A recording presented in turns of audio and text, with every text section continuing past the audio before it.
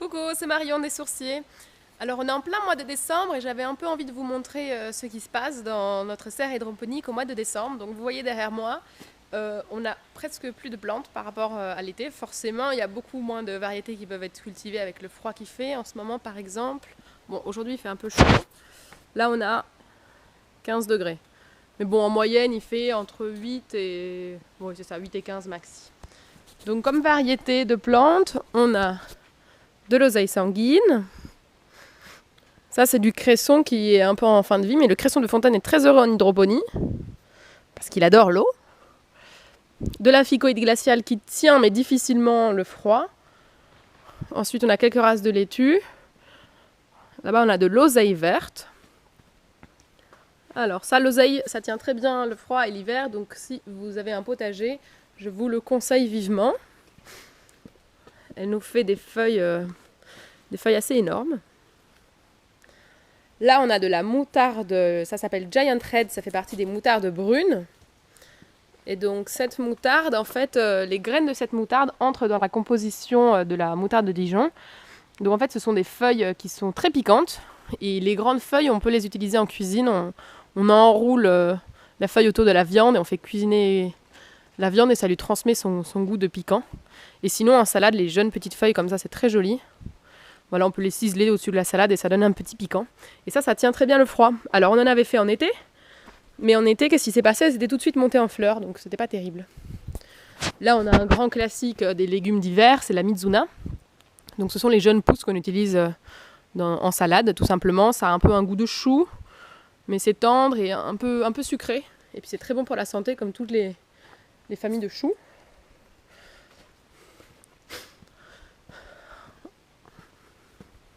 Ensuite, là, on a du kale. Donc pareil, qui est un peu en fin de vie. On l'a déjà bien ratissé, notre kale. Il nous reste plus que des petits palmiers. Et là, on a mis en route des nouveaux bébés kale pour l'année prochaine. Là, on a des feuilles de chrysanthème comestibles. Donc voilà, c'est les jeunes pousses de chrysanthème qui se mangent en salade, qui sont très bonnes. Quelques laitues et bok choy. Ça, c'est un bok choy violet qui est absolument magnifique. Voilà. La coriandre en fin de vie, des laitues.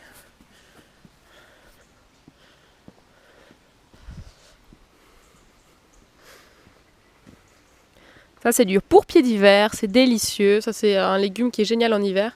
Il pousse pas très vite, malheureusement, mais on espère qu'il va un peu accélérer dès l'arrivée du printemps.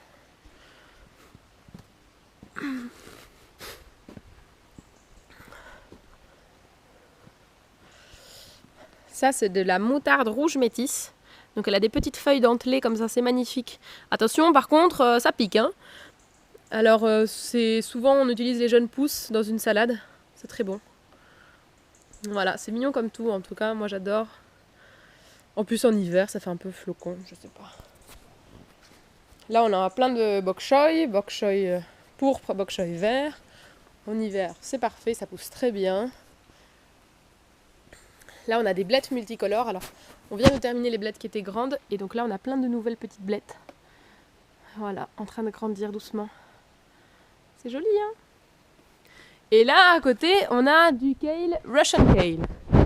C'est un kale qui a la particularité d'avoir en fait le centre de ses nervures violet. Et puis des jolies feuilles dentelées comme ça. Donc voilà, il pousse doucement.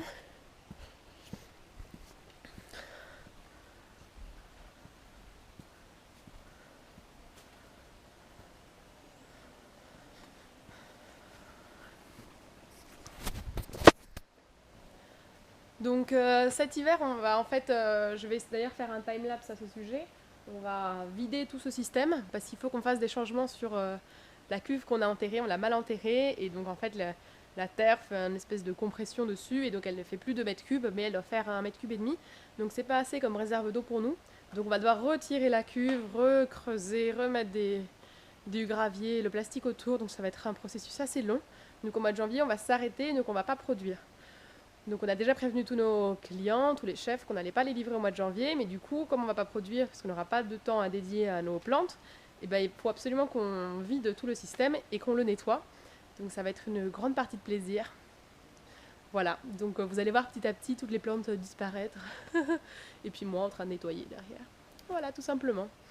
Donc je vais essayer de vlogger un peu plus souvent pour vous tenir informé sur l'état des choses dans la serre des sourcils. Voilà, en tout cas, passez une bonne journée et passez un bon Noël avec votre famille. Nous, on pensera à vous dans le froid de la serre. Bisous!